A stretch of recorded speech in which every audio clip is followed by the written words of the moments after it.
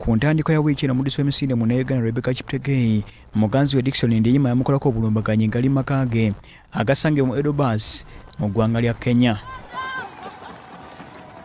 Kigambibwa ono yamuyira afuta ka petroli n'oluvannyuma n'amwokya ekintu ekyaleka ebitundu 75 ku mubiri gwe nga byokeddwa.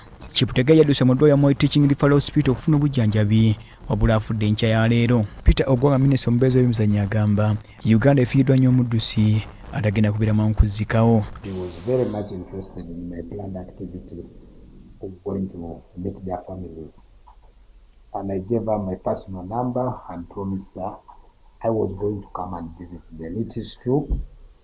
We had an earlier arranged program under the program of my senior minister and the president who were meant to commission the National Health Training Center in Kapchorwa.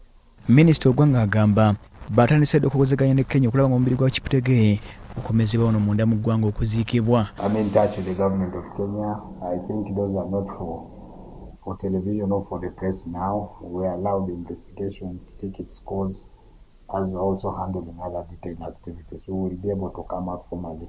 Cheptegei y'omu ku bannayozanya abakiika ya Uganda muzannyo Olympics ezateeka mu kibuga Paris kya Bufalansa ezakakomekerezebwa omwezi oguwedde. Ono yeetaba emisinde mu byalo bagite marathon era emisinde gino yagituuka essaawa 2 n'obutikitiki 62 era yamalira mu kifo kya nambana.